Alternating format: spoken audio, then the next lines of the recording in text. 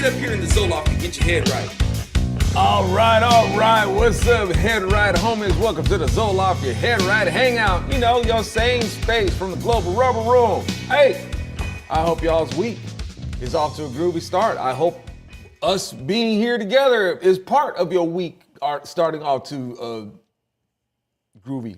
Yeah, starting groovy. Hey, can I start over? No. Hey, thanks for tuning in, y'all, to get this dose from the Zo Loft. Hey, so before actually, what should I do first? Should I do like Zo News or should I do like the news? Well, people come here for maybe we'll talk out. Well, it's going to be updates about the Zo Loft. You know what we're going to be doing, and wait till people filter in for that.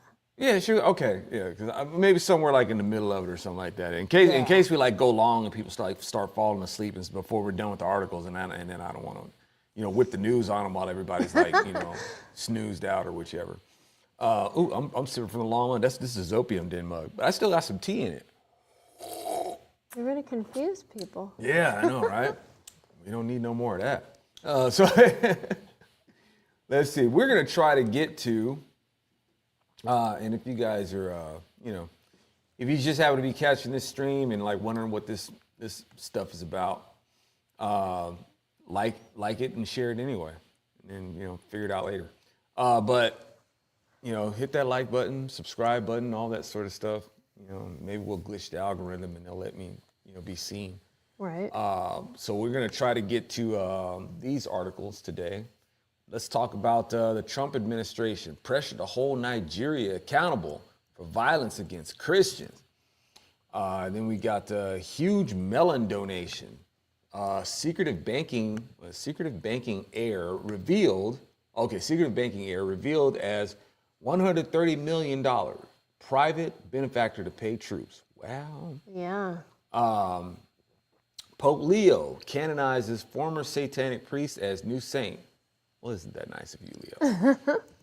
Woke artists transform historic Stonewall Jackson sculpture into monstrous mutant to end racism or something. That's from Not the Bee.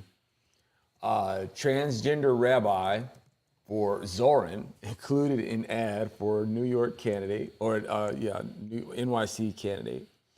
Zohran Mamdani gets emotional as he shares a story about his Hijab-Wearing aunt's supposed experience after 9/11, and it blows up in his face. Interesting choice of words, Right? when you're talking about it. It is. What are you guys insinuating there? When the real truth emerges, somebody's dinging me, man. That means they ain't watching my show. Yep. That's Shame. I don't know who that is. All right. Spam, yeah, even if you're spam, you should be watching my show. Yes. But it's not spam, I don't know. So, about his hijab, okay, read that. Public bathrooms in China may require users to watch ad before dispensing toilet paper. You want the free paper? You gotta watch an ad. Nothing free. Ads before dispensing toilet paper. EBT bums threaten to steal. Oh, these people with EBT bums threaten to steal because food stamps were cut. Man, they would really have a fit in China. Yeah. Like, no, we want free toilet paper. I want to wipe for free. All right.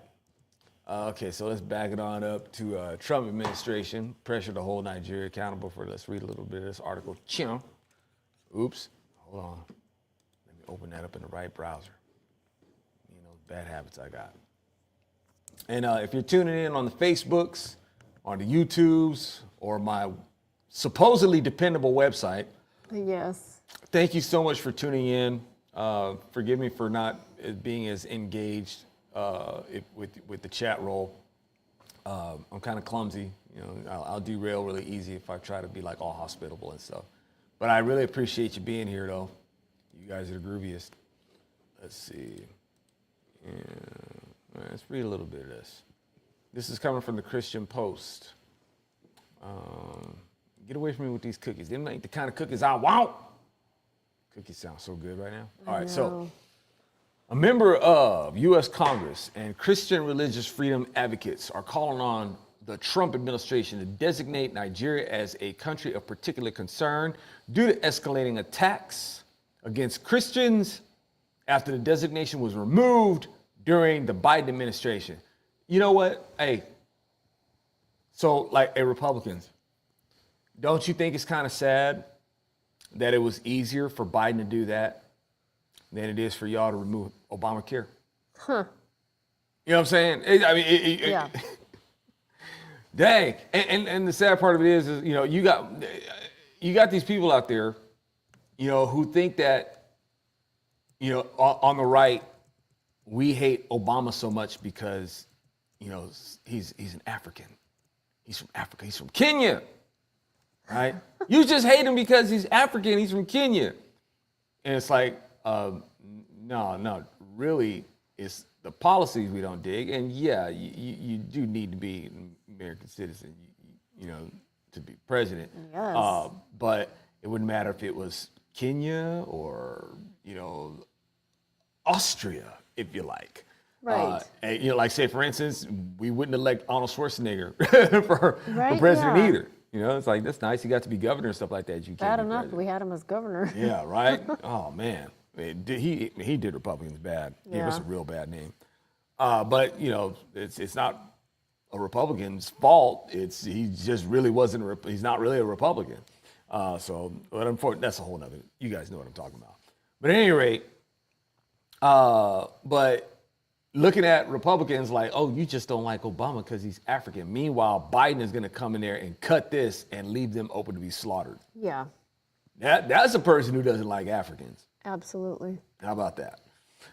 So around 36 prominent religious freedom advocates have signed on to a letter urging President Donald Trump to have the U.S. State Department designate Nigeria as a country of particular concern under the International Religious Freedom Act, saying several years have been a burgeoning of violent attacks, specifically targeting rural Christians in the country's middle belt, while the government in Abuja barely lifts a finger to protect them.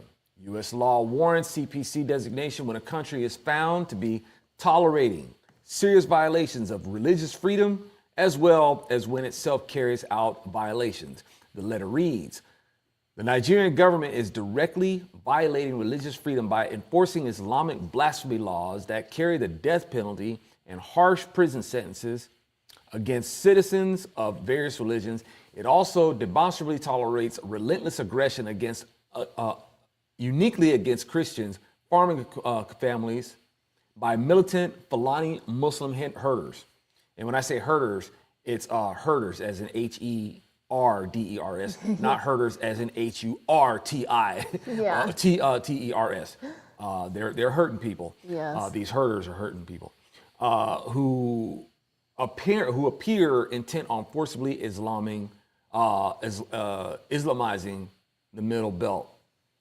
Okay, so once again, y'all, we don't want this kind of stuff happening here.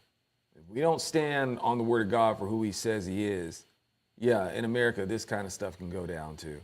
I mean, you know, Christians have been persecuted in America. The KKK and the Democrats, they made sure of that while posing themselves as Christians. And key word here being posing. Yeah. So now it's nice to see that not just because this kind of persecution is like the world over. It's not just, you know, in Africa. I mean, in India, this stuff is happening. In China, this stuff is happening. Yeah. You know, it's the world over. This visitation of persecution against Christians has been. But, you know, for more right-leaning news outlets, you know, to pay attention to this. Yeah, and right-leaning Congress people and senators finally. Right, you know, because I'm telling you,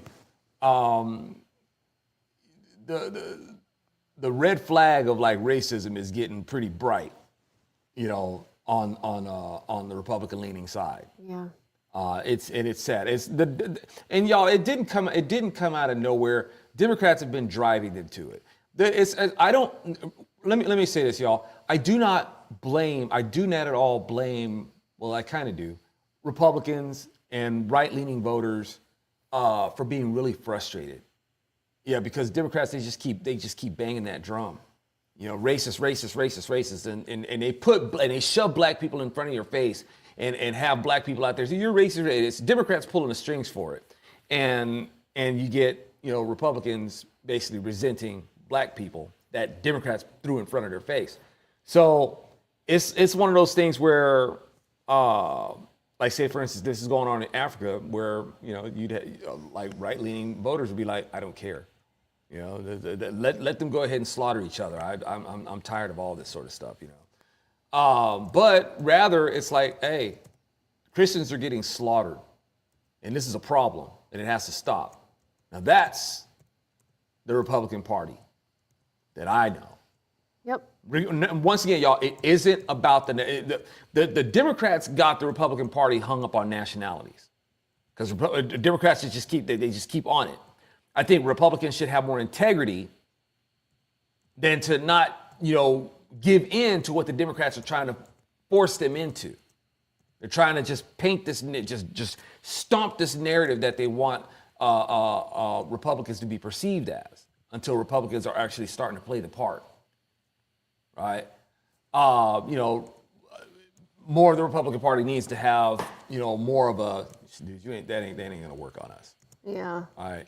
But unfortunately, a lot of it has. And but in this sense, I'm glad to see, you know, Republicans are like, you know what? No, this won't stand. It doesn't matter. We're not judging concerning a person's nationality. We're fellow believers. We're kingdom kin. We're all one in Christ. You mess with them, you mess with us. That is the Republican Party that I remember. You know, so this is really, you know, a blessing to see this kind of, you know, attitude that is coming in with this. So, you know, like for me, I've as y'all heard me say before, I couldn't be president. I couldn't be president because wherever you are as a Christian, you know, America to me is an annex of the kingdom. So if we're one nation under God, anybody who's a Christian the world over, as far as I'm concerned, you're in the Christian nation. And, you know, if you go and persecute them, I would be sending troops after you. It's like, yes, you've declared war on a Christian nation. So even if you're outside of our borders, you're a Christian. Yeah, you know, we come in to, you know, put a stomp mud hole in that behind for doing it. So, well, Zo, does that mean that if you're a Christian from outside of our borders and you're just like, we're all the same nation, are you okay with borders being open and just any Christian just coming on in? If you're a Christian from another country, that means that you follow the law. And that means that you don't just assume that you can just come in any old country any old way that you want to. You see what I'm saying? So even a Christian from another country wouldn't just be trying to come into America illegally and just assume that we should just drop our borders to accommodate them. They're going to go through the right channels. It's just as they would want to go through the right channels to get into the kingdom of God. You can't just cross the border into the kingdom of God any old way that you want to. You have to recognize who the Constitution of Heaven is and what the protocols are to be accepted into that kingdom. You have to accept some things. So no, just to kind of like, you know, stomp that argument out. Yeah. Really quick.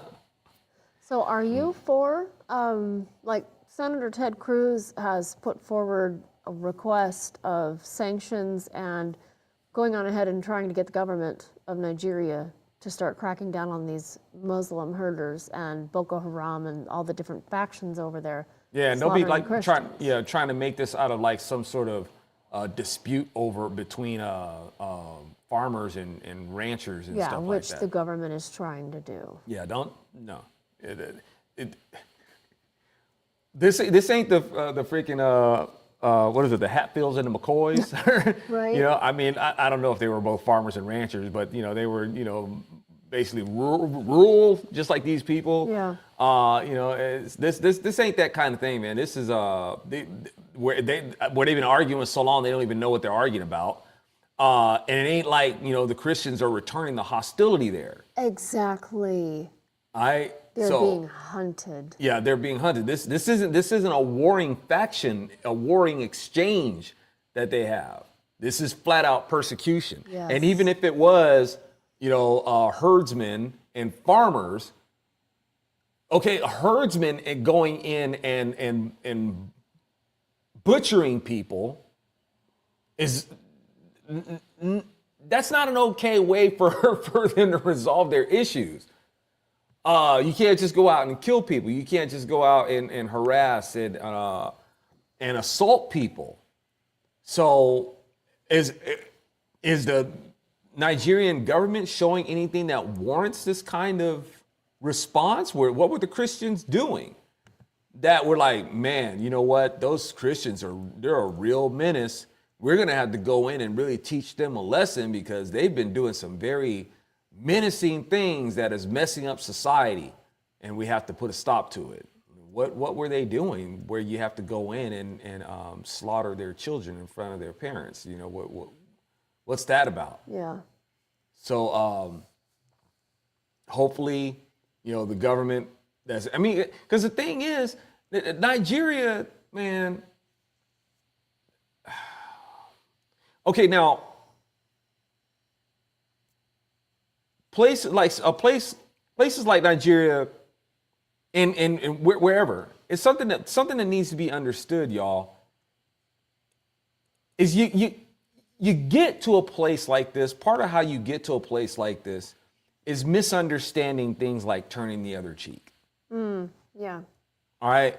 The word tells us that persecution is going to happen. Okay. And persecution is going to happen because perverts are very persistent.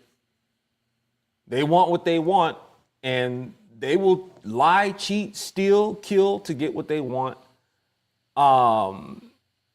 Their religion is a religion of perversion. It's satanic, while assuming that they are, you know, on a holy quest or whichever. They deceive themselves and tell themselves that. But persecution is going to happen because these people are going to go outside of channels and make it very difficult to fight back against them. But one of the things that also helps them to get to where they are is, I mean, even though they're the bullies, they want to play like they're the victim. And that's at the core of Islam. That's at the core of their creation narrative. Yeah. Again, if you read, you know, the creation of Adam, you can relate to the devil in Al-Quran, because the devil's like, why should I have to prostrate? God's like, I want you to prostrate before Adam. Devil's like, or Iblis, he's like, why should I have to prostrate before Adam? He's made of clay, I made of fire, I'm superior. You know, and people can relate to that. Say, yeah, why would you make a superior being prostrate before an inferior being? Why would you do that? Doesn't make any sense. So fairness is a big thing, you know, like with left-leaning people. They want everything to be fair while being unfair to other people. But, you know, with this right here, when you have the empowered victim, people using the victim mentality to get ahead. But when you have people who are given over to this idea of what it means to turn the other cheek and not respond in violence, and just let people go ahead and behave however they want, because, you know, God wants us to just be pushovers. No, that's not what the Bible instructs.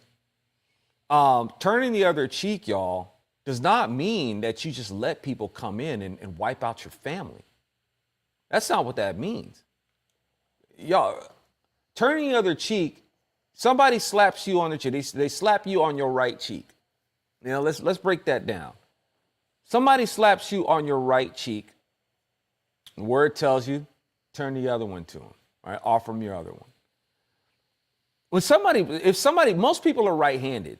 If somebody slaps you on your right cheek, that means that they use their weaker hand, all right, to make that happen. If you got slapped, one, you shouldn't have been in an argument that escalated to a person getting to physical violence. The word wants us to be ready. Okay? It tells us to make peace where possible. Engage peacefully. Don't let this argument escalate. Right? You got to know how to finesse your language, right? You got to know how to cool the situation, not make things escalate. If that's not possible, because the word says make peace if it's possible. It might not be possible. This person may just be a hothead. You got to be ready for that too. And the word is all about preparedness. You got to be ready. If a person slapped you, well, you kind of had it coming because you should have been ready. You should have been ready to dodge that slap. Right? You should have been ready for it. But if that person makes the connection and does slap, offer them the other one. Offer them your other cheek. Okay, because like I said, they just hit you with their weak hand. All right, that's not a threat. That's not a threat to you. But you can, but by taking that slap, you can turn around and be a threat to them. You see what I'm saying? You've become the dominant figure. The assault has been seen. You got witnesses. They've seen this person assault you, and they've seen the one who has the cooler head. And this is an opportunity for the person who assaulted you to stand down. All right. Now, not only that, you've offered them your other cheek, which means that you've given them a target that you yourself are in control of how they respond to it. So when they go to hit you with their strong hand, right cheek, most people are right-handed. If you give them the right cheek, that means that you gave them the weak side, right? For they assaulted you with their weak side. You turn your left cheek to them, most people are right-handed. Like I said, they're going to assault you with their strong side. So unless if a person strikes you on your right cheek, the only way that they really be able to do that is like if they're going to do a backhand. And that's telegraphing. They're going to reach across their shin and come back. You better be ready for that. Right? They've given you a telegraph that they're going to do something. Yeah, Helsing was asking about that. What if it's a backhanded slap, though? Right? If it's I'm glad you brought that up. If it's a backhanded slap, you definitely need to be ready for that. Because like I said, that's an extra motion that they got to do. You better be ready to get out of the way or intercept it and counter. Yeah. All right? So the word of God isn't telling us to be pushovers. It is telling us to be ready. Okay? Now, if that person is going to take the bait and decides that they still want to wage their assault against you, you have the right to defend yourself. Hopefully, the person will be unnerved. Yeah. It's like you turn the other cheek and say, all right, man, do your worst. Chances are that person is going to stand down. If they don't, you at least know where they're coming from, where they're going to. Get out of the way or intercept it. Get out of the way and counter, because obviously this person is going to keep coming at you. So you have the right to defend yourself. Mm-hmm. So whether it's by evasion or interception, you have the right to defend yourself and extinguish further attacks. And this goes for a population of believers. Okay? So now people may think that Jesus was, y'all remember, Jesus, his disciples were also his militia. They were armed. They were armed and very skilled fighters, y'all. They were some hot-headed Hebrews, man. They could get down.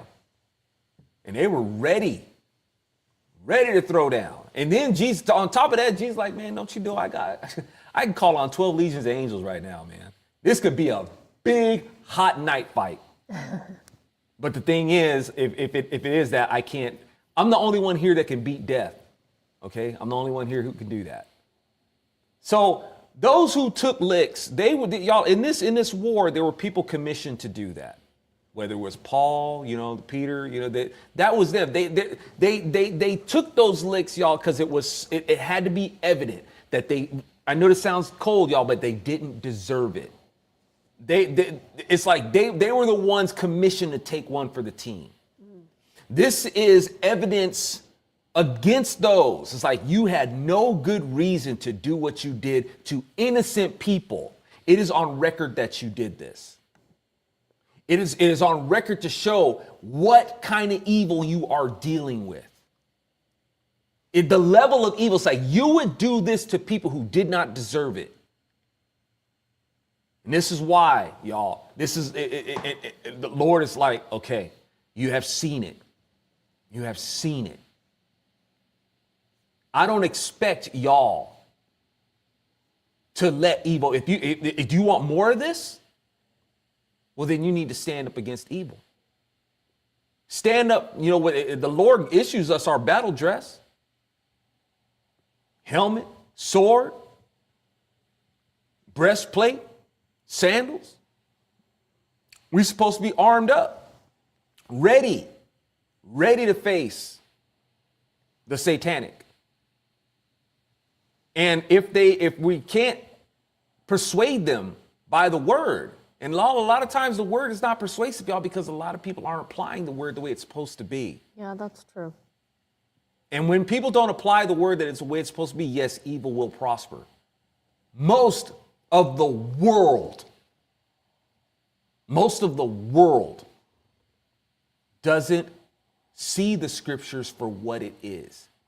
Y'all, I'm not trying to take away from people believing in Jesus. The people seeing the Lord as hope, because he is hope. He is salvation. He is the truth. He is love. He is life.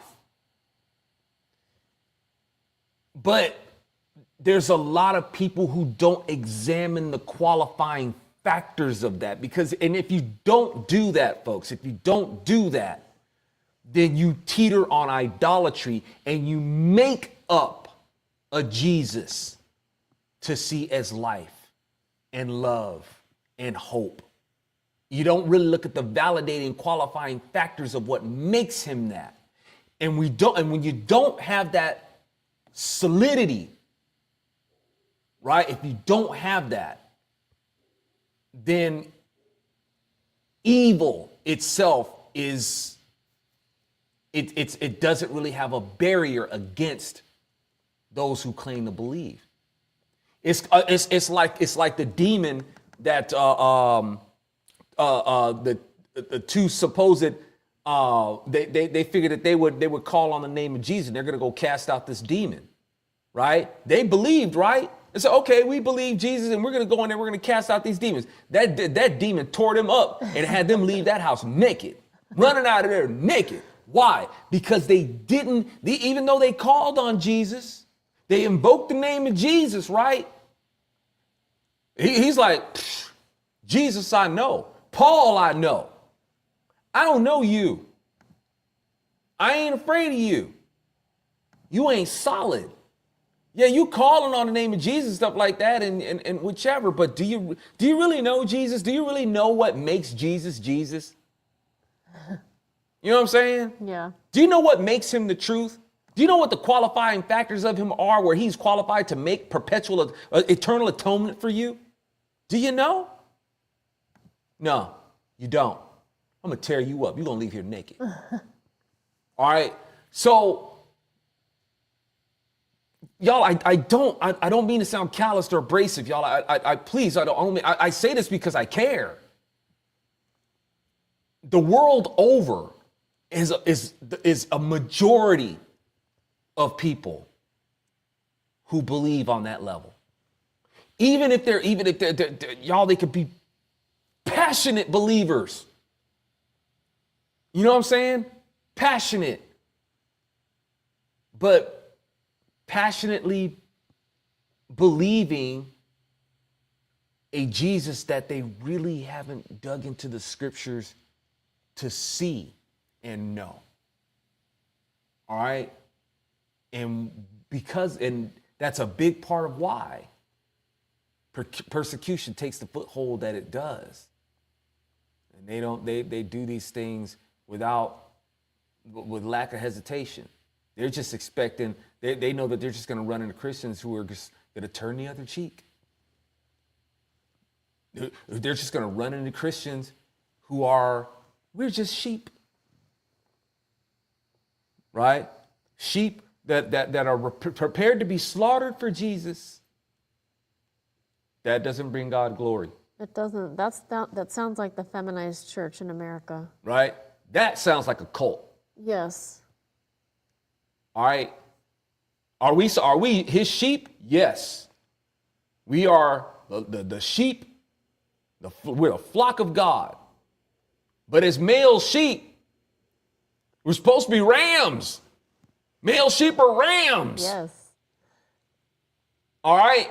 The symbol of battle known for war the world over is rams. The symbol of power, rams. Dodge trucks are ram truck.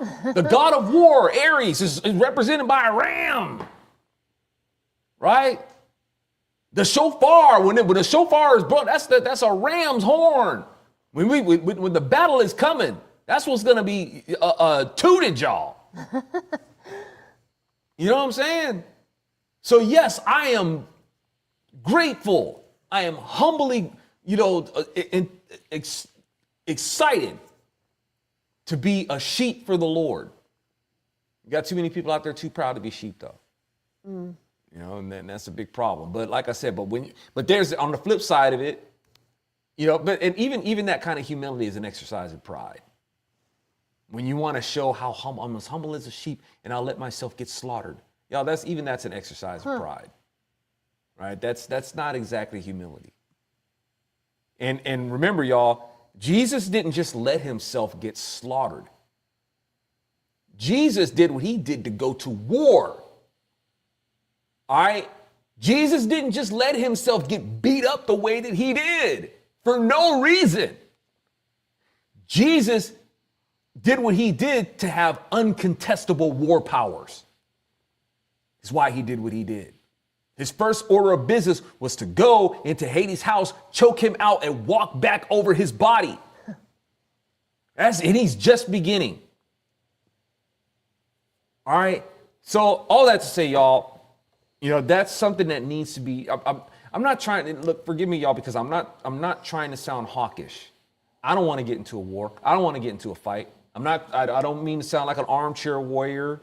And I know that's what it sounds like. And forgive me.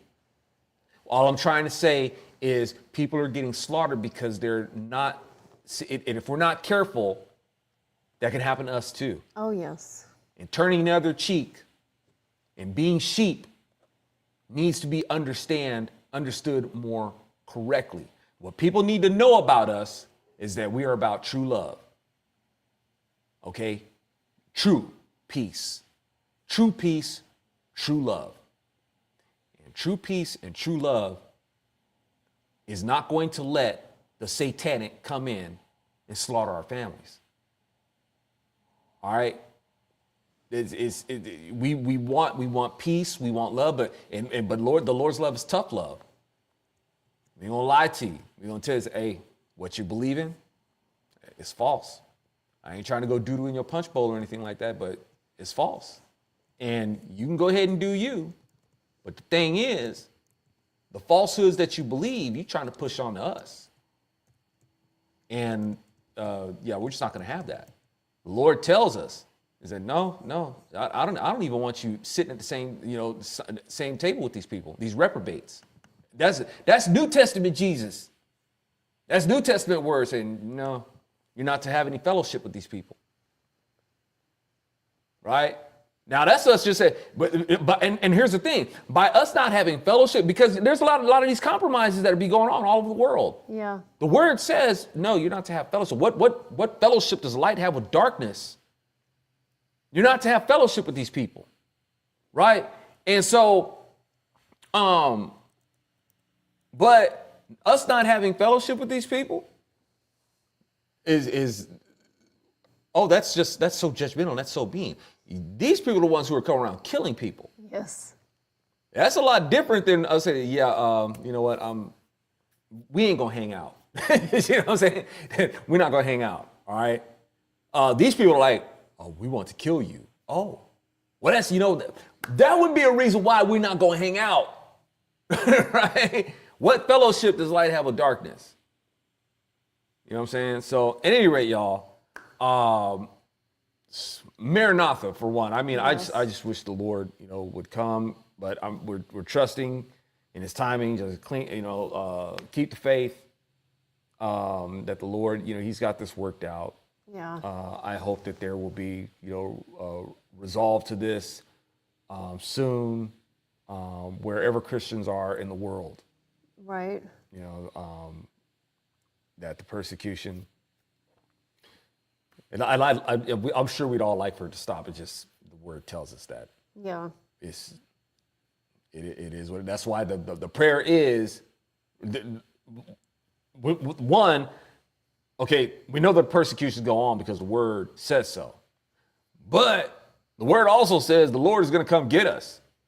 So hey, there's a place to put your prayers. Hey Lord, can you just come get us? Right. Right. The word says, ain't no sense in going against the word, y'all. The word says. Now, don't get me wrong. It means that not just turn the other way and just let it be what it be. Yeah. We're supposed to speak against it. We're supposed to take action against it.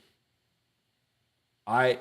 But just know that it's going to go on. But we ain't supposed to just, we still got to, spread the gospel. Still got to pray for these people. But the thing that we also know that's going to happen is the Lord is supposed to be like, Lord, hey, we want to be among those that you come get. And we would take us all with you. All those, so this persecution can stop. Rescue your believers, Lord. Yes. Yank us on out of here. We want that evac. Amen. Question, do you believe that Trump should intervene? Believe that he should intervene? Yes. With this, I thought that's the slaughter. Oh, I mean, I thought that's what we're doing. Like, the intervention is discussing with their governments. Hey, you need to understand that these people are being assaulted, and you need to deploy the forces necessary to stop it. Yeah. I guess the question is, do you think it's right? Like, should our government be bothering with that? Yeah. Yeah, definitely. Yes, like, I mean, agree.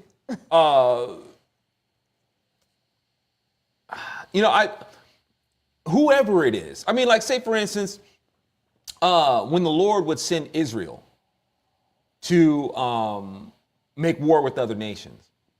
Why? Because those nations were highly oppressive. Yeah. I'm talking pervert level oppressive that y'all, that I hope those kind of things will, man, I hope we never see that kind of. Yeah. I mean, these people were out there, right? So the Lord would send Israel. It's like, well, what do you get involved in their business for? And the thing is, sometimes these kind of cultures, man, they be so bad that the Lord would just say, hey, go scorched earth on them. Kill everybody and everything. They so reprobate, they so gone, they so given over to demons, y'all, everybody. Even their children will haunt you. Even the children, you can't let them live. Because those children will spread demons. Right? You guys kind of see what it's a little bit like. I talk about this in my book, A Solid Right Cross. You see that kind of stuff when you have people when you have kids whose parents was from another nation, right? Kids who will grow up here, they don't even have to. They might even be. Sometimes they're even adopted. They don't even know. They may not even know their parents. But those kids can grow up having a sense of patriotism for a country that they've never been to. Yeah. And they start cursing the place where they are, and they start spreading that influence. We're kind of seeing that now. You see, you know what I'm saying? That's what I'm talking about. You see it now, right? Yeah. You got people who've never been to Palestine, yeah, have all this sympathy for Palestine. You see people from south of the border have all this patriotism for a country that they most likely never even been to. Yep. And they influence other people, and it spreads a corrosion in your country. multiply that by 100 by what was going on. You know, when the Lord is telling the Israelites, dude, you're going to have to go ride on that nation, man. You can't bring back any survivors. Everybody's got to die. Even if they're children, their children will grow up in your nation. They will turn you against you. Before you know, you'll be sacrificing your own children to other gods. You got to go scorched earth. Kill the livestock, the crops, everything. Right? So this was Israel getting involved in another nation. Why? Because they were full on corrupt.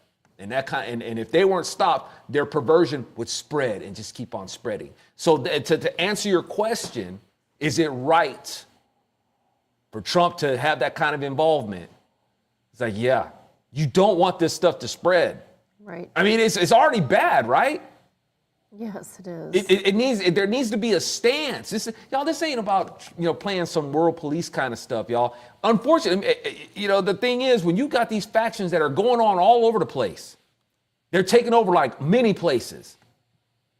Well, I guess we shouldn't play war with this. Dude, somebody's got to stand up and be like, a nation has to stand up and be like, look, man, this has to stop. This really needs to stop. And folks call it world police if you want to, but whatever. We can either be the police with our law that is more based in the Bible, or we can be policed by Islam. Because they they don't seem to have any problem being a global police, do they? Because that's what they're doing, y'all. Yeah. They are going out and enforcing their policy, their perverted policy. They're policing, aren't they? So in their perversion, they're going around and imposing their law on other people. What does that make them? That makes them freaking world police, don't it? Yes. But y'all don't complain about them. True. So I think I would prefer America by motivation of the Lord to be world police. I mean, a lot of godlessness that's going on in our government as it is. I mean, there's no getting around that, but it's closer.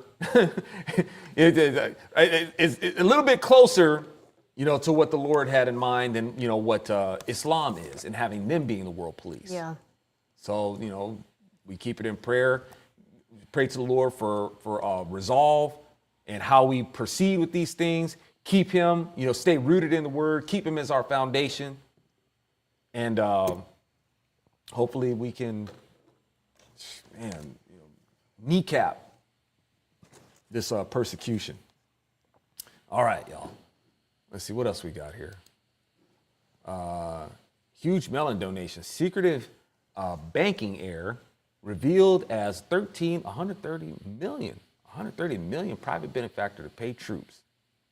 Let's check it out. All right. Zero Hedge, base billionaire recluse Timothy Mellon has been revealed as the now formerly anonymous private donor who gave $130 million to the U.S. government to help pay troops during the shutdown. Hell, the virtuous singling Mark Cuban, who's worth more than Mellon, won't even do that for Ukraine, where half his family is from. Oh, yeah. Okay. Hey, y'all, like I said, I haven't been asleep for like this. That took me a minute because for some reason, I know this is going to sound really bad. I read Mark Cuban. For some reason, I read Marco Rubio. And I was like, hey, man, here's the reason why we need term limits, dude. Why are you making that kind of money? Why you got that kind of money? So Mark Cuban, who's worth more than Mellon, won't even do that for, come on now. The massive donation was announced Thursday night by President Donald Trump, who only referred to the donor as a patriot and friend who doesn't want publicity. He called us the other day and said, I'd like to contribute any shortfall you have because of the Democrat shutdown.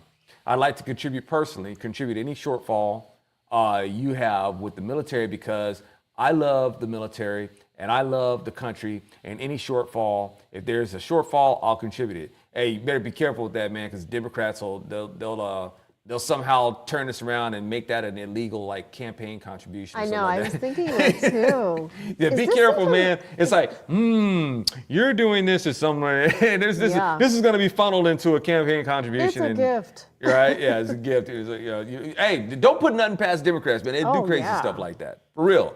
You know, what was it? Like even like with Clarence Thomas. It's like, dude, I'm sorry, I can't go hang out with a friend. That was Somehow bizarre. this is, they do stuff like this, even though they're the ones who do all sorts of crooked stuff. Like, look at what's going on with Letitia James. Yes. Just fully taking advantage of freaking grandfather loopholes and stuff like that, right? So putting her dad down as her husband. Yeah, they right? Yeah, they do stuff like that. So anyway, watch your back, cuz watch melon. Watch your melon. Is this type of thing allowed though? Are you allowed as a private citizen to just fund the military? Yeah. That's odd. Yeah. If you can pay more in taxes if you want to, I mean, that's true. Yeah. You can pay more in taxes if you want to, and you can designate it as well. So, okay, I guess, I see it now. Yeah, so you can totally do that. But hey, God bless them. Yeah, for real. That's an awesome thing to do. Is that how much how much was that? I think it was 130 million. 130 million? Yeah. All right. Amazing. Yeah, the Pentagon accepted the donation under the General Gift Acceptance Authority and was made on the condition that it be used to offset the cost of service members' salaries and benefits. Now, forgive me, y'all, because I'm not trying to, be the fuddy-duddy here. When we go for a government shutdown, because I know there's a lot of love. Help me out with this, y'all. And I know it may sound like a stupid question. When you got government does include the military. Government does include police. There just seems to be a lot more affection because when the government is going to move against its people, guess who they use? Well, they gonna use the police. Yep. They gonna use the military. So unfortunately, we've seen the police used to shut down people's businesses. Oh yes. And there's no excuse for that. If a police officer is like, what are they? I'm just following orders. Or man, if I don't do this, I could lose my job. You mean you're gonna force somebody else to lose their job because you don't want to lose yours? Mm-hmm. That's rather hypocritical, wouldn't you say?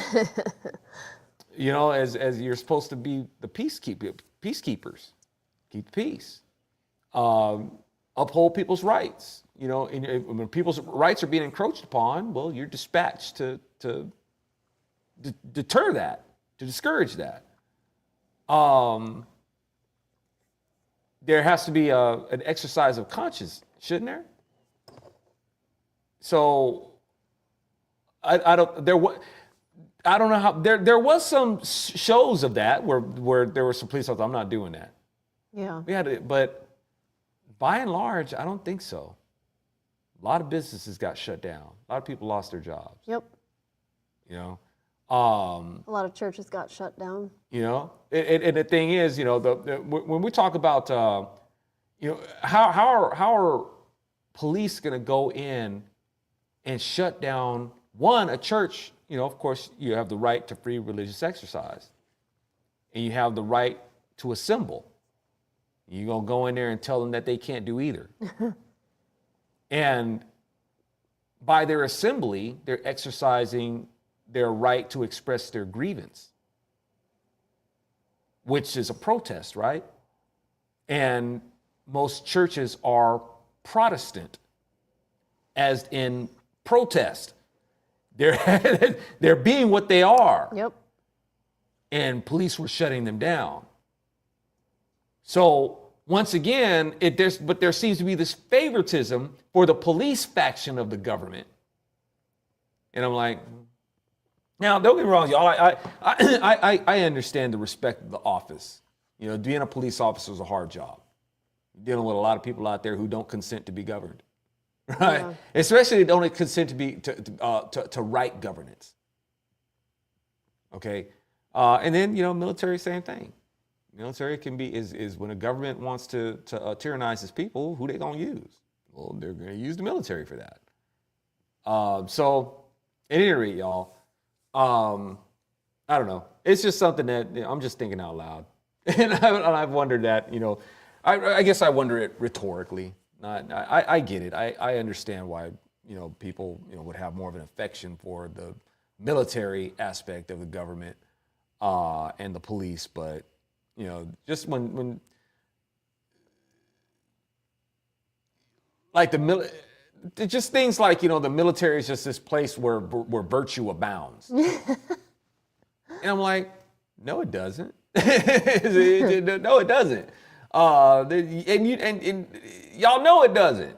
But don't get me wrong. I mean, because we respect that they've signed on the line to make the sacrifices that they make. But in terms of like this abundance of virtue, that's in the military, like no, lots of reprobates, lots of reprobates in the military. Lots of left wingers. Oh, yes. Lots of left wingers. In the military that just wanted to get in there and get that GI Bill so they can get like money for art school. Yep. Right? So or can get their transgender surgeries paid for, but now Trump has put a stop to that. So. Yeah. All right, let's see what else we got here. Real quick, while you're looking for the next one. But let me say real quick, I'm sorry, because I went off kind of like on a tangent. I don't want to take away from what Timothy Mellon did. Like I said, God bless him for doing that. Yeah, it's amazing. That's good looking out, man. And I hope folks in the military, really appreciate that. Yes. Don't be saying, oh, good, I got me some money to go. Dude shouldn't be like, I got me some money to go get some heels, to go with my camo. No. Let's show some proper appreciation for that. Yes. I'm sorry, what were we gonna say? The article says the New York Times is salty about it, though. They are saying that it might, they're looking for how this could violate any law.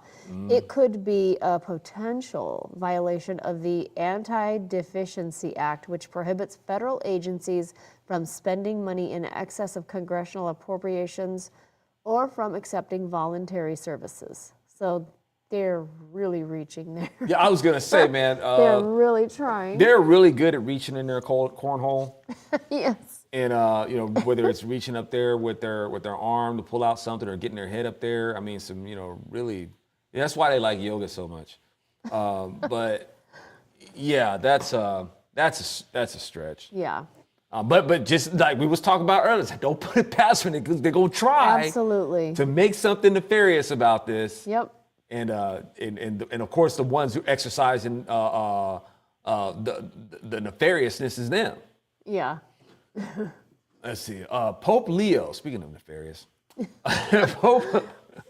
Pope Leo, and the devil goes back and forth like a lion. See, Pope Leo, come on now, canonizes former satanic priest as a new saint. Okay, y'all. So once again, this kind of stuff, man, Catholicism is a big religion of naive divination. And now for the Pope, this isn't naive divination. He should know better. Yeah. Okay, you should know better. But a lot of people, when you're out there and you're playing, you have these patron saints and people that you pray to who have long passed and stuff like that. And you're praying to them, expecting them to petition God for you and stuff like that. Yeah, that's mediums. Mm-hmm. All right, that's divination, which the Lord does not dig. He is our high priest. That's who you go to. Not praying to saints or angels or Mary or anything like that. Mary is deserving of respect as giving birth to God in the person of Yeshua HaMashiach, but she's not a deity. And she's not who the Lord had in mind to pray to him, the one who actually receives our prayers, who is our high priest. Anyway, and all that to say, it's the same deal with the Pope. He's not the vicar of Christ. He's not the one that we go to, or you as a Catholic, for some sort of standardization of receiving your prayers or how these things are going to be conducted. Pope Leo showing that he's going to canonize a satanic priest. All right. Former satanic Okay, priest. yeah, former satanic priest. And look, what was this priest's name? Bartolo Longo? Bartolo. Okay. What was it? Anton LaVey? Yeah. On his deathbed, he had a fit. Yeah, I kind of remember that. Yeah, he was. I think it was. Help me out, folks. Was it Anton LaVey? Before his passing, he was just like crying. I was like, "Oh man, what did I?" Yeah. He was saying he sees something. Gosh. Oh, we should pull that up for the Zopium Den next week. He's like, "What have I done?" Yeah. Yeah, what have I done? That was the gist of it. Yeah, he died in horror. So let's see. I get him mixed up with a lot of the other atheists who died the same way. Pope Leo and the Catholic Church are at it again. At what again? At what again, you might ask? It's like, y'all didn't learn from Pope Francis. Nope. Y'all don't learn, man. I'm telling you. It's like, how y'all gonna? It's like, if this is the pinnacle of your religion, if this is the vicar of Christ, how many does it take for y'all to realize that this religion is deeply flawed, as religion just is? All right. There's only, as I said it before, I say it again. There's only one religion, one that God gave man. Okay. And that has been codified into Judaism. Unfortunately, Judaism got messed up because it started to get into rabbinicals and Talmudic writings and stuff like that, the man-made traditions and whatnot. But what God gave to Moses, and then was codified in the time of King David, as he went ahead and assigned the priesthood and stuff like that. That right there is the only religion given and endorsed by God. That's it. And then when it was fulfilled in Yeshua, Judaism itself became obsolete because the fulfillment has been done. It's like the Tanakh and the Torah was all about me. The writings, okay, all of it was alluding to me. I have come and I have fulfilled it. I fulfilled it. You follow me now, not a religion. Me. You don't need a vicar. I'm your high priest. So when you got these people who are doing this right here, it's like, wow, man, how many does it take? It shouldn't even take one. You got it wrong by having a papacy in the first place. That's not what the word meant. It did not yield the go-ahead to make this man-made system and invoke Yeshua to give authority to it. It's not what he meant. And it's obvious that it's not what he meant, because how you gonna call somebody a vicar of Christ? And these people are like, wow. So anyway, y'all. Proclaiming the name and renown of Jesus Christ. No, silly. That's what the article says. They're spending their time praising men and declaring them to be saints. In this particular case, a former satanic priest turned Catholic priest, same thing, named Bartolo Longo. This morning, the Holy Father, I really don't like saying that. No, we're not supposed to say it, really. We're not supposed to acknowledge him as a father. Anyway, but Holy Father, Pope Francis, approved the canonization of the Blessed Bartolo Longo, circa October 5th, 1926. Blessed Bartolo was a Satanic priest prior to his embrace of Christianity. He embraced Christianity, he embraced Catholicism. We went from one school of Satanism to another. Yeah. Unfortunately. Yeah. Come on now. Bartolo Longo was an Italian lawyer who famously went from being a Satanic priest to a devout Catholic and promoter of the Rosary. That was his big promotion, y'all, the Rosary, right? As CJ has pointed out, the Rosary. Not much of a proselyte for Christ, more for the Rosary. Yep. Raised in Catholic home, he drifted from the faith while studying law in Naples, where he became involved in occult practices and was eventually ordained a priest of Satan. The experience left him deeply depressed and spiritually tormented. Through the influence of a Christian friend and a Dominican priest, Longo renounced Satanism, returned to the church, and became a Third Order Dominican, taking the name Brother Rosario. He dedicated his life to spreading devotion to the Rosary and helping the poor. In Pompeii, he found the shrine of Our Lady of the Rosary, now a major pilgrimage site, and established schools and orphanages. Bartolo Longo died in 1926 and was beatified by Pope John Paul II in 1980, who called him a living proof that no one is beyond redemption. Hey, listen.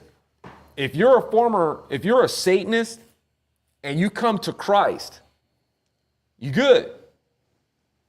All right? You are not beyond redemption. You come to Christ according to who he says he is and Christ alone. Mm-hmm. Bartolo didn't come to Christ. He came to Catholicism. Huge difference. All right? So if he's being canonized, well, he's not really canonized because he's not a Christian according to the canon. Maybe according to Catholicism, he's as Catholic, he's as Catholic as Catholic can be. Sure, I'll give you that. But are you Christian? No. So, and y'all, that's one of the things that, man, I know it's hard.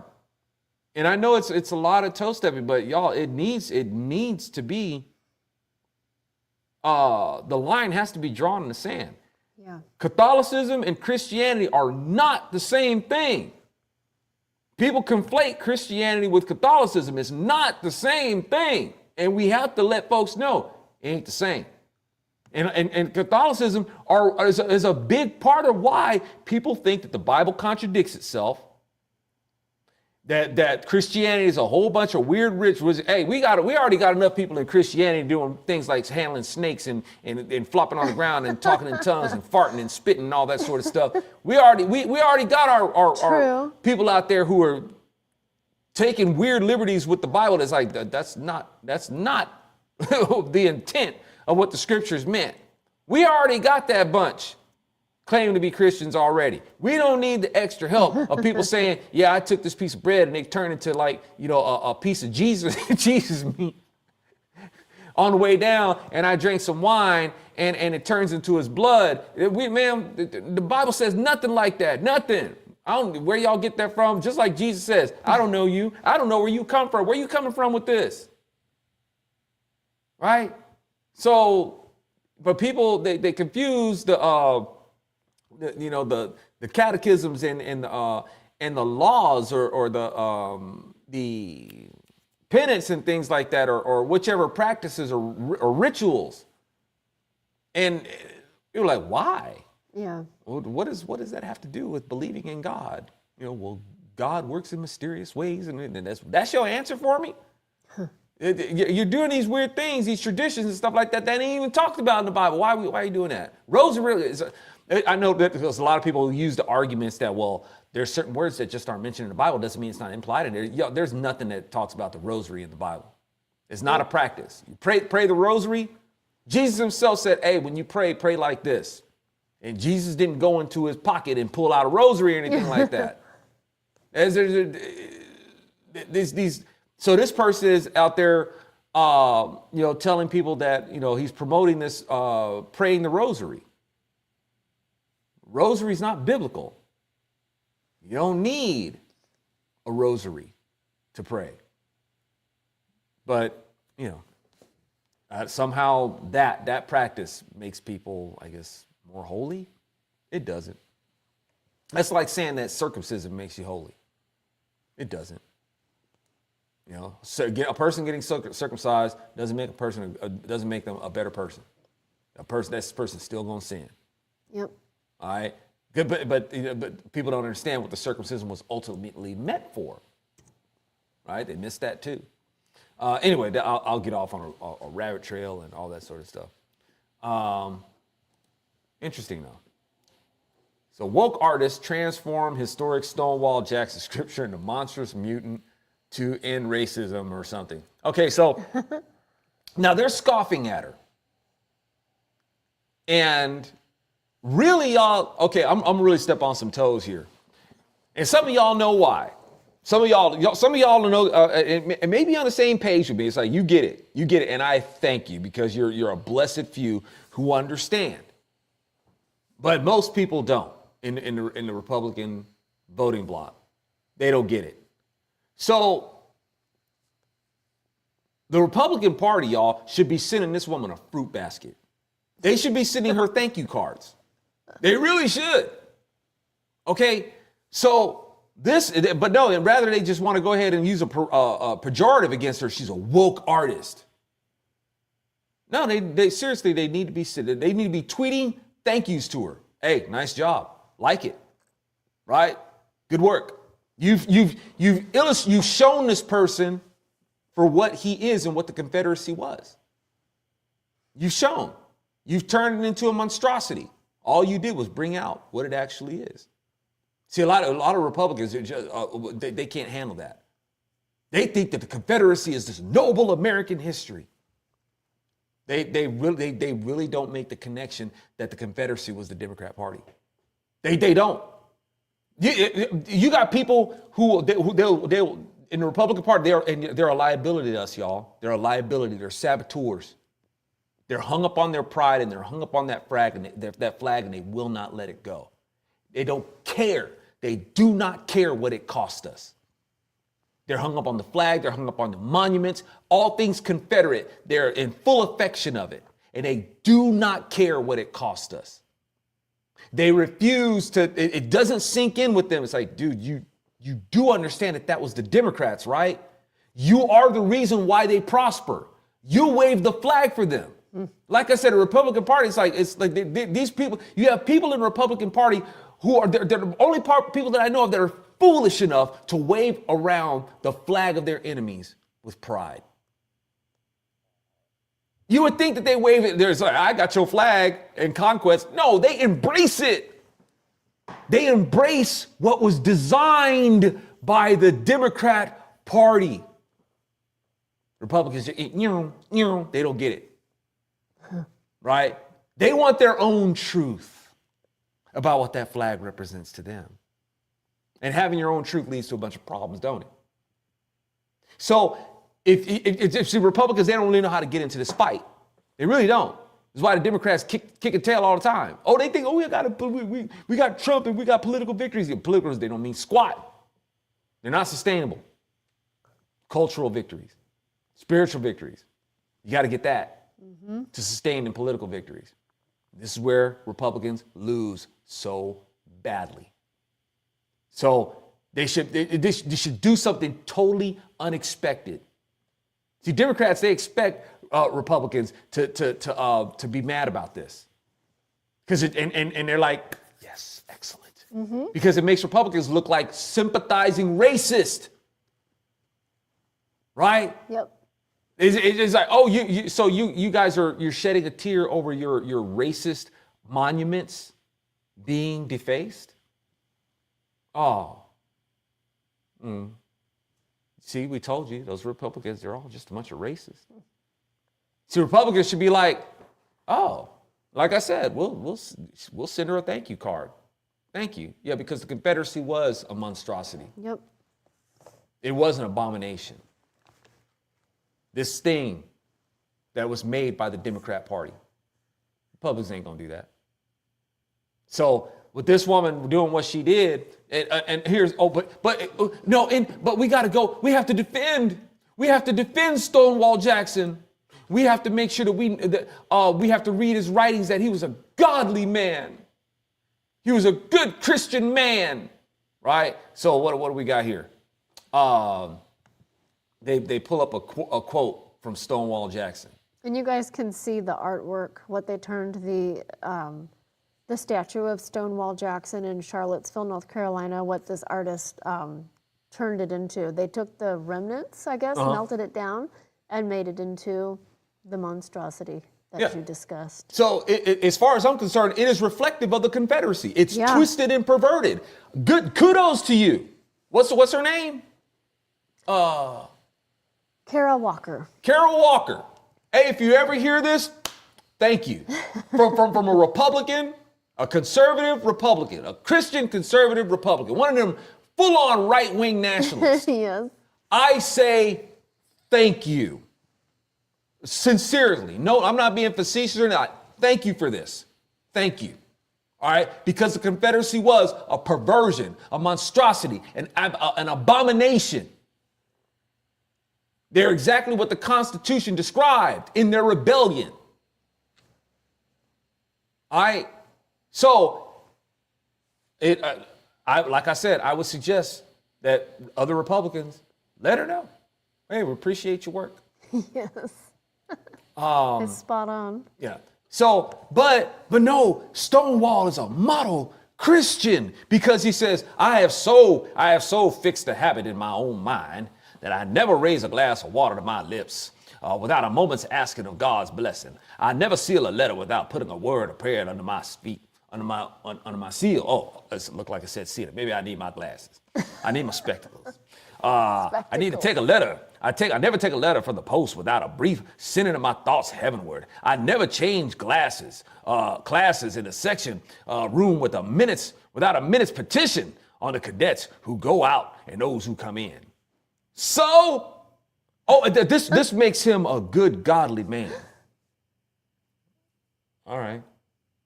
Do I need to remind folks again, where the Lord says, yeah, you were praying in my name and casting out demons? I don't know you. Right? See, this person fought for the Confederacy in violation of God's first commandment. I am the Lord your God who brought you out of Egypt, the house of slavery, which means that slavery is against the law. God hates oppression. This person fought for the Confederacy's so-called right to oppress people, particularly the Negro. And you got, once again, y'all, every person I've ever met who's a Trump supporter, or even before that, who assumes to vote Republican, every one of them that I ever met, I asked them, what's up with the Confederate flag? Well, it's about history. It's not about racism. It's not about racism. It's about history. I'm like, history of what? They don't freaking know. They don't. It's like a 1-2 chess move. I ask them, what's it about? It's about history. Okay, history of what? They don't know. Yeah. Not even the basic. Have you read the Constitution of the Confederate States? Have you read it? No. Okay, well, in the Constitution of the Confederate States, what makes it different, really, from the Constitution of the United States is that the Constitution of the Confederate States puts in clear language the provision of the enslavement of the Negro. While they want to say that, well, it's not racist. It's not racist. This person is talking about sending his prayers heavenwards. Well, that Confederate battle flag that y'all love so much?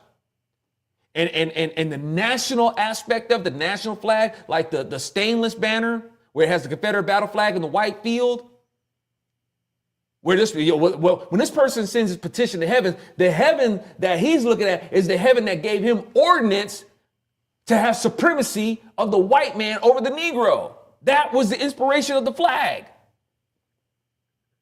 So this person, when he says his prayers to heaven, well, he's thinking his objective, his inspiration, his aspiration is enslavement, the supremacy of the white man over the Negro.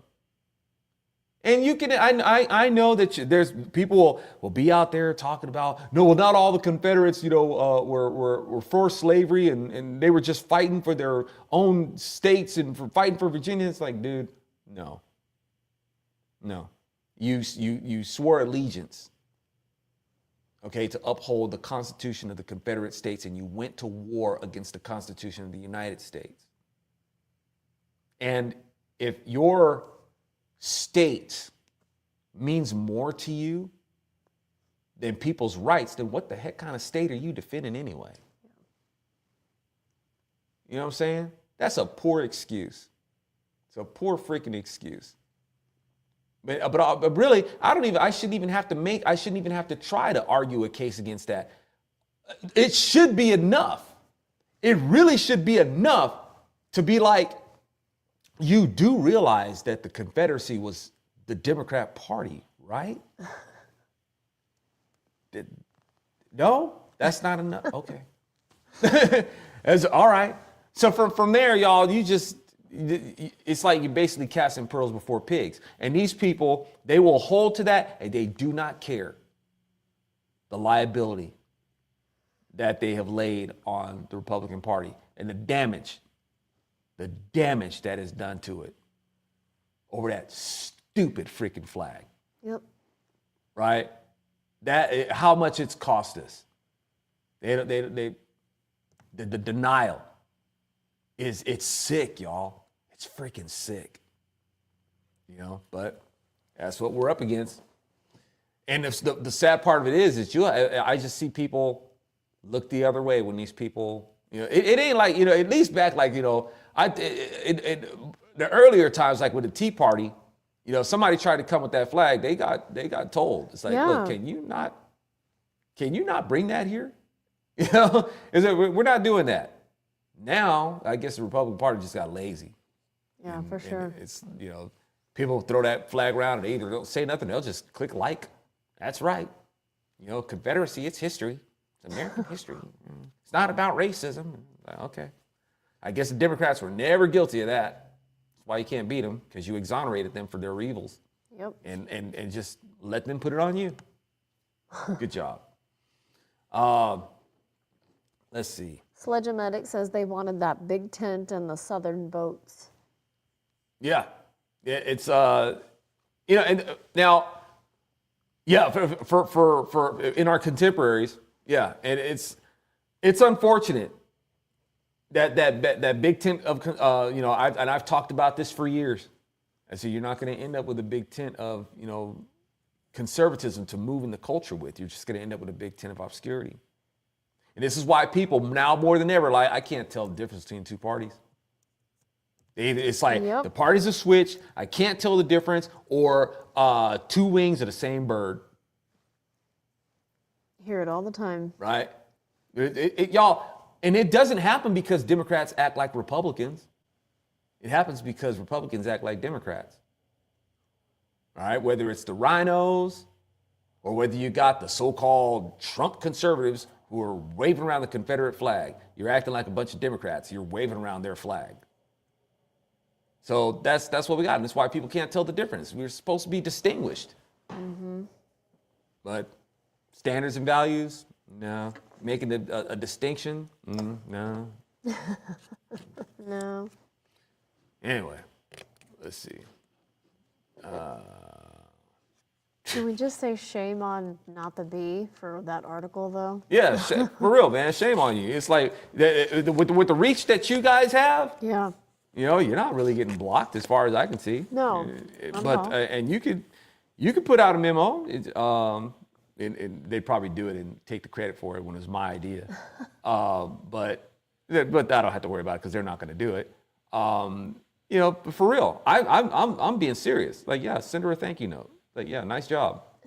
Yeah. transgender rabbi for Zohran. I'm getting that confused with Zohan. What was that movie? Dude, Where's My Car? Zoltan. That's right, Zoltan. Including an ad, New York City candidate. All right. Is this that? Is that the? Yeah. Okay. Yeah. Zohran Mamdani. Mamdani. Yep. Okay. Yeah. These people. You really. Well, I mean, you got a Muslim, a liberal Muslim. I guess they can, get away. And that's the thing. That's the thing about liberalism. Liberalism, for certainly, in anything, it's going to lead to oppression. But this right here, why be a Muslim if you really don't believe what it says? But then again, this person may just be like, faking like he's okay with all this sort of stuff and gets control and be like, hey. Sharia. Yeah, that's right. Here we go. It's in now. Practice the taqiyya to get to the that's Sharia. Right. That's right. So this is not satire. You probably won't believe me, but we don't do satire here, and this is not the be. It's supposed to be. I was thinking it probably. You guys could check out the ad. I won't play it because I don't have it, rigged up to play. 3 feet. So it's you got a transgender rabbi. Transgender rabbis for Zohran. Should be a Saturday Night Live skit, but somehow it's a real part of this political campaign. Prayers up for New York City. I'm trying to get to I just see a whole bunch of Twitter comments. But I guess there's a video that goes with it. So I think let's point out the obvious. Yes. So these are some Jews campaigning for Mr. Mamdani here. Yes. Muslim. Who is very pro-Palestinian. Yeah. And, okay. Now, I guess, right, there you go, folks. Enough said. But, so, y'all are campaigning. You want to talk about self-loathing Jews. I mean, these people right here would be your worst offenders. These Jews right here would be your worst offenders of anti-Semitism. I mean, talk about voting against your own interests. Well, are there supposed to be female rabbis? Now that's another thing. We gonna get there too. I honestly don't know. Now, so anyway, they're doing this ad here. One, or actually we've gone through one. It's like we see this problem of you're voting against your own interest, but also y'all aren't really supposed to be calling yourselves rabbis. And there's a reason why the Lord tells us, don't be calling people rabbi, and don't be, don't assume yourself as a rabbi. Because here's the thing, you have one rabbi, that's me. I'm Rabboni, I am your teacher, I'm the law, I'm the instruction, right? So when you break down Torah, it's the instruction, the law. And you will learn that from me. You read my word. No, don't start making up traditions and stuff like that. Don't be making up these other writings. Okay? I'm the law. I'm the instruction. You don't need to be calling yourself rabbi. Because what happens is that you go ahead and you can assume to be a teacher according to a rabbi according to whatever, you feel. This is exactly what's happening here. Right? So it isn't even so much that a woman can't be a rabbi. Nobody's supposed to be calling himself rabbi. Okay? That's really what it comes down to. And these women are doing a horrible job at teaching as it is. So you have this dude is posing as a woman, and how are you supposed to be a Jew when you got to know in your scriptures that what you're doing is an abomination? You're not very good at Jewing. Okay?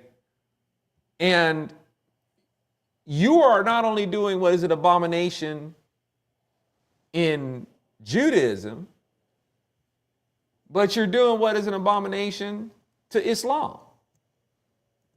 But the difference is in Islam, the Muslims, well, they can have sex with you. They can rape you and say that they're doing it in service to Allah. But in Judaism, well, no, you're just an abomination. And then after they rape you, they'll kill you. Now, in Judaism, well, what you're doing is punishable by death also, yes, but they're not going to rape you first. Right. But here's the thing. This is your religion. You as a Jew, this is your religion. And you posing yourself as a female, well, you're a reprobate. And I'm pretty sure that you have sex with men. And the word says that a man lies down with a man as he would with a woman. And God made sure that he worded that very carefully, because you would have men dressing up like women and have sex with other men. The Lord's like, nah, we're going to cover both bases as far as that goes. So anyway, y'all, this is the kind of insanity that's going on in New York. It's like, man, y'all didn't have enough. So, I mean, who was the previous mayor? It was Bloomberg. No. De Blasio? Was he the one? Well, Adams is right now. Okay. Eric Adams. And then who had the red pill swallowed and is now independent/Republican. Remember, he basically came out and was like, "Yeah, I'm done with the Democrats." Yeah. Okay. Well, that's refreshing. Yeah. And then, let me see. Who was Bloomberg was mayor there, right? Yeah, in the 2000s. Yeah. Okay. So, well, I guess he wasn't much better. No. Anyway, y'all, it's my point is y'all don't in New York. Y'all don't seem to learn your lesson. I don't know. Well, I guess they kind of did for a minute, but somebody there's not learning their lesson. Yeah. It's. They just keep voting in Democrats. I mean. Yeah. I don't know. I guess it's what they want. Well, it's like whether it's the voters or whether it's the politicians. Like, say, for instance, you had Giuliani was there, and Giuliani cleaned up things for a bit. But it's like I keep trying to tell Republicans, it's not sustainable. Right. Republicans, that was back in the 90s. Yeah, they'll point out Giuliani in a second. Look what Giuliani did in New York. He cleaned up the place and all that sort of stuff. Like, yeah, okay, you got your political victory. Was it sustainable? Yeah. No. The cultural groundwork wasn't laid to hold it up. When he was gone, all that good stuff. Look where they are now. Look where they are now. Yes. Did it hold up? Right No. back to where they were. Right? And worse. Yeah, actually worse. That's what I keep trying to tell Republicans. Your political victories don't mean anything. They don't hold up. The cultural groundwork doesn't get laid. The spiritual groundwork does not get laid. And that's the most important. But they overlook that and they think that they're going to solve this politically. And then the people are going to fall in line.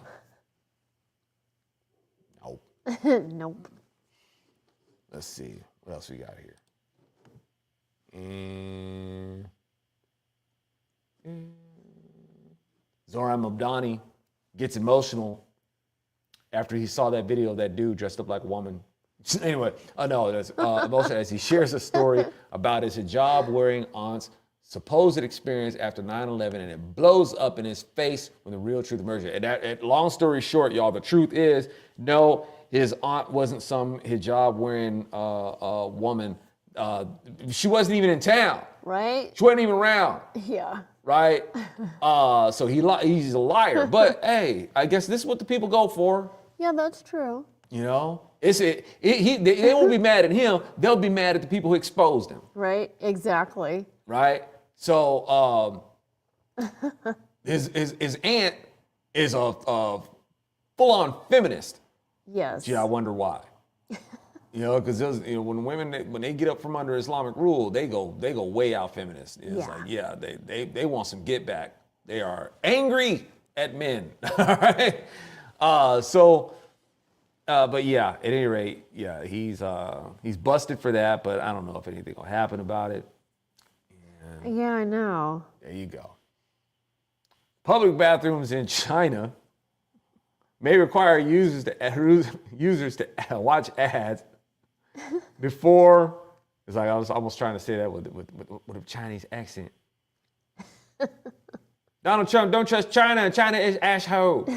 Anyway, you know I love my Chinese people. Studied Chinese boxing for a while. All right, got beat up a lot too.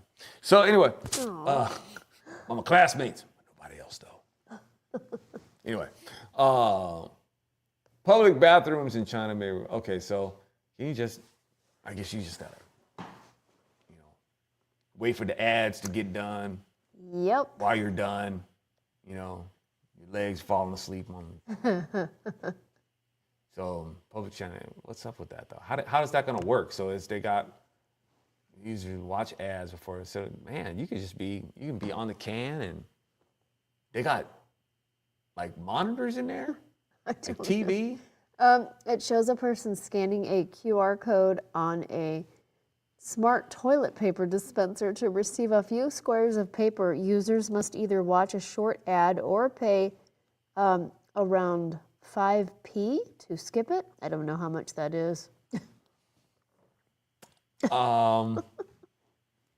This is how would work. I'm just going to the public restroom with my own toilet paper. Right? Yeah. I mean, I guess one way or another, you got to pay for it. Bring your own roll. Yeah, you got to pay. You got to pay for your own roll That's anyway. True. Why pay twice? You know what I'm saying? It's like, okay, I'm gonna go to the bathroom, and I already got toilet paper that I could have brought with me. I'm gonna pay for this right here. I gotta sit and listen to the ad. I gotta scan it and all that sort of stuff. And it's, I'm in a hurry. It's like I gotta get to work. I can't just sit here and like listen to ads all day so I could wipe my booty. Yep. And how many sheets of toilet paper did it say it's gonna give per ad? Oh, I don't know if it said. I hope it doesn't give like here. How many? The machines would release only a 60-centimeter strip at a time and wouldn't dispense more to the same person for 9 minutes, though staff were instructed to help in cases of urgent need. 60 centimeter strips at a time. What is that? I mean, it seems. Well, that's definitely bigger than what Sheryl Crow would use. Yes. She would probably be appalled by this. She would be. She's probably gonna write China a letter. You're using Yeah, you're dispensing too much toilet paper. Yeah. The answer to this is bring your own toilet paper. That's how you do that. All right. You and me, we're gonna beat the system. Bring your own paper, just like the same way you bring your own snacks to the movies. So that stuff's expensive, man. You bring your own snacks. Oh yeah. All right, so you gotta go to the dollar store before you go to the movie. That's right, and get you a $1 roll of toilet paper. Just stuff that in your bag along with the Funyuns and whatever else, and then have your little party. Let's see. EBT bombs threaten to steal because food stamps were cut. What is it? November? Is this happening? I think at the start of November. Start of November. You might want to go ahead and get your shopping done before because I don't think y'all want to be in the middle of this. Right. So yeah, just get your shopping done. And this is. When you got people, was this the one where the one was talking about, I got these kids and... Yes. Oh, she's another one. And it's a video where it's black and white women saying that it's the taxpayers' responsibility to pay for them, and they will not be getting jobs. I guess we have to, unfortunately, we have to make that distinction now, that it's black and white, because, you know, you got a lot of right-wingers out there saying, oh, I bet it's the usual suspects. Yes, exactly. You know, that's their big thing now. The usual, it's like everything that's evil going on in America, somehow it's, you know, it can always be black people doing it.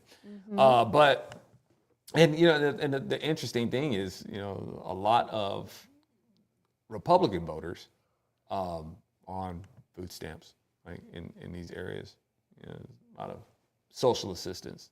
Yep.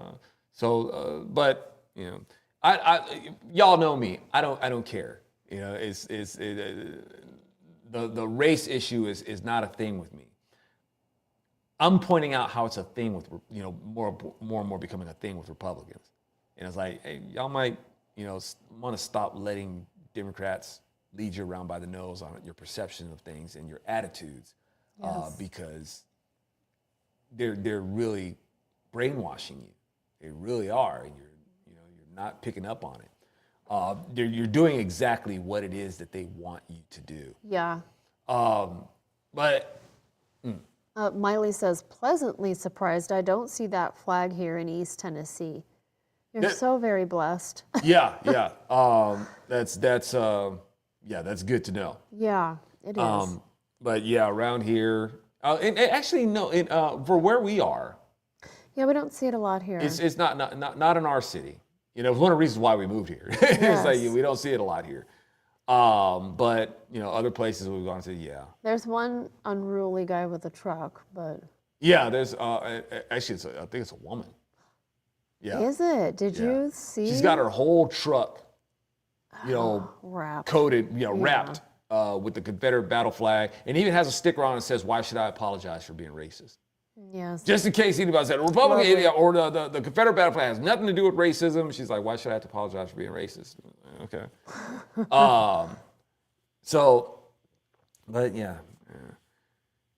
This right here, when you have these women talking about they want their food for free, take care of my kids. Yes, it is the taxpayer's responsibility.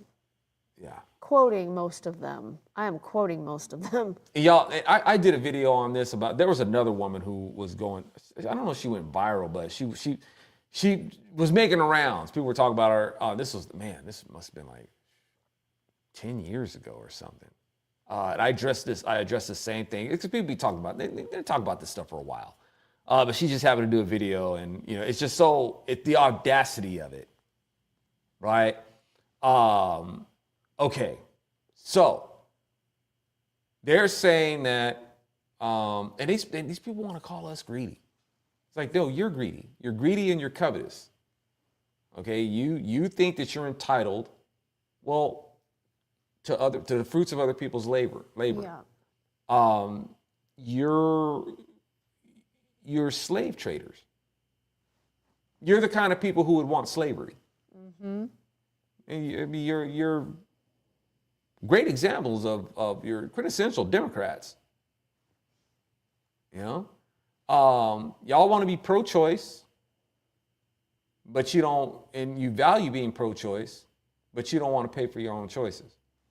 That don't make any sense. Yeah. You want to subject other people to pay for the things that you made a choice to do. And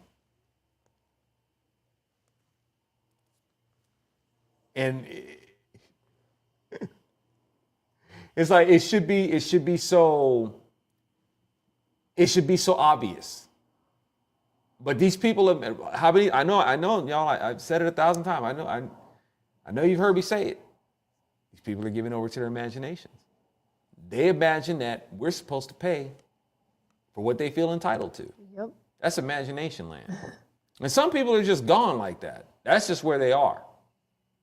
And what do you do against it? Some people, not everybody's hardwired, y'all, but people like this, yeah, they're hardwired this way. Let me see what, talk about their food stamps, because their food stamps were cut. And yeah, get your grocery shopping done before the beginning of November, because there are tons of news stories about very angry people out there who are talking about how they are going to go in the Walmarts, they're saying Walmarts, and just steal carts full of groceries. Yep. And they are saying that they will, if they see your cart, they will take your cart too. Yep. So be careful out there. And this is justice to these people.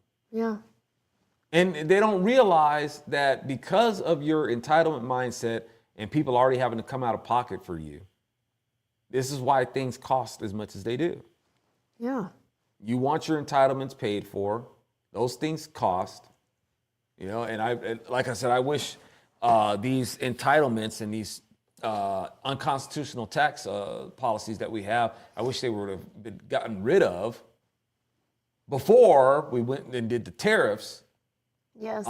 Tariffs are okay. Yes. They're fine. There's constitutional. Okay, imposed duties, those are constitutional. We're supposed to do those. But you got to do with the unconstitutional taxes.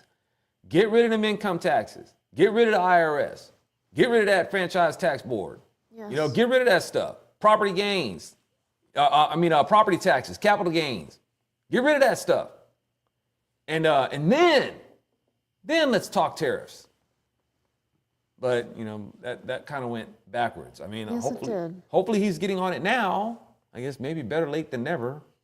But these are the things that make things so expensive. But this right here, this ain't gonna help. Thanks, you guys, for people who are gonna go in there, you're gonna steal from Walmart. Well, they got to recover that cost, you know, and that's gonna make things more expensive. Way to go. Yeah. All right.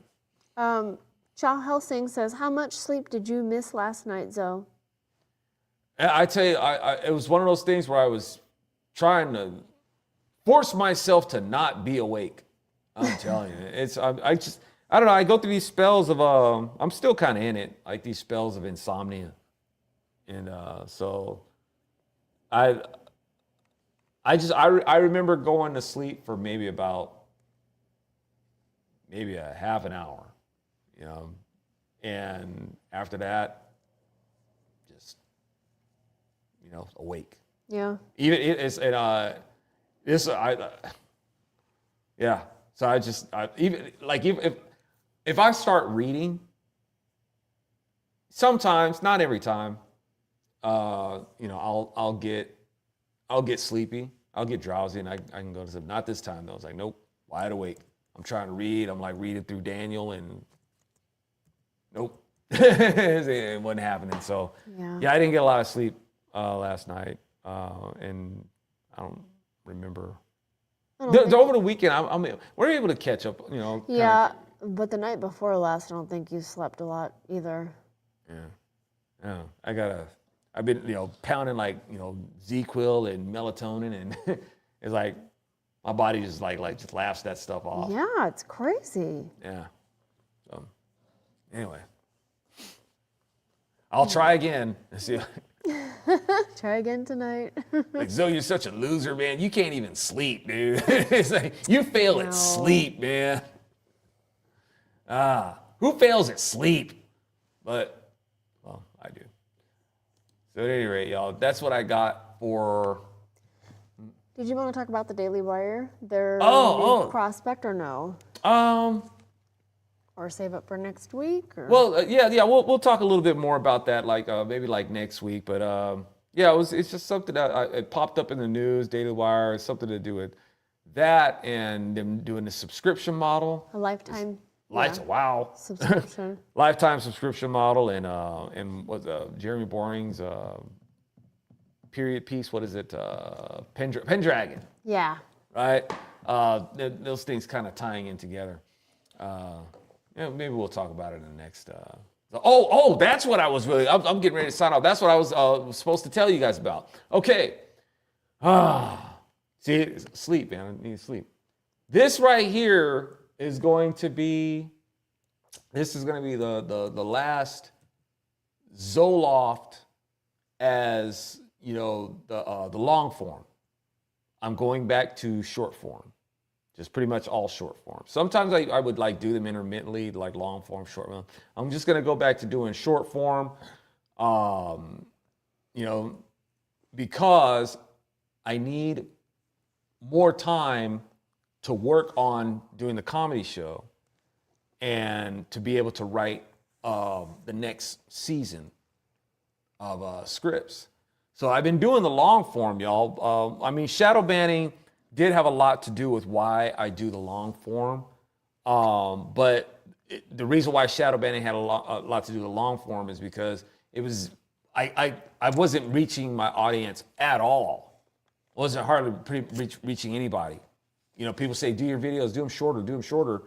And, but people weren't watching them. Yeah. They weren't getting shared. They weren't being seen, you know? So I do the long form because at least I can like connect with y'all. You know, we can, you know, hang out. It's like, thanks for hanging out with me, right? So I do the long form and people, you know, they have been popping in and y'all have been hanging out and tuning in for the Zo Loft, which I'm really grateful for. And that's a big part of the reason why I've been doing them. But I got to get these, I need to get these shows done, and I wouldn't have as much time to do them as I do even though I'm only doing the long form on Tuesday, I need to do the short forms. So I'll have more time to get to working on the projects. So this will right here, after this, I'm going short form. They won't be the live streams. I'm still going to do the live streams. We'll do the live streams of the Zopium Den. You know, that's where we'll, you know, definitely fellowship as far as those go. Still keeping those on Tuesday nights. But in terms of the long form and live streaming of the Zo Loft, yeah, this I'm gonna put a stop to that, and then get back on the go with the short form. I hope that's cool with y'all, and I definitely appreciate y'all bearing with me. And so yeah, that's gonna begin starting next week. Yeah. Cool. All right, y'all. Thank you guys so much for tuning in for the Zo Loft, getting that dose, and you know, your support, y'all being here. You know, it's such a blessing, y'all, and for y'all contributing and donating.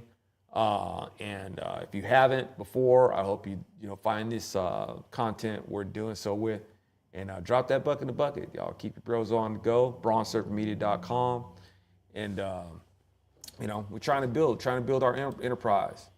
Give y'all some proper right-wing entertainment. I don't want to say that's a little too on the nose.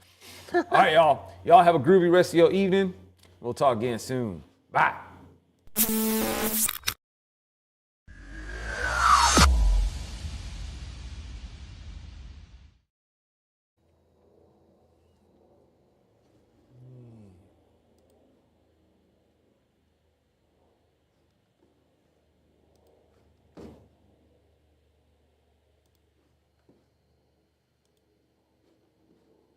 I'll have the Rudy Tooty. Huh? I'll have the Rudy Tooty.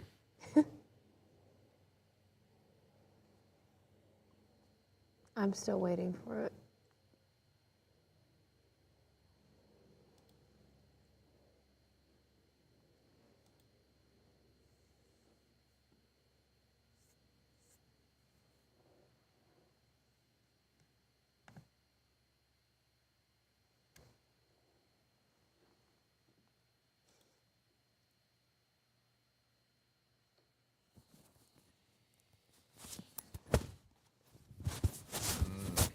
It's still going for me.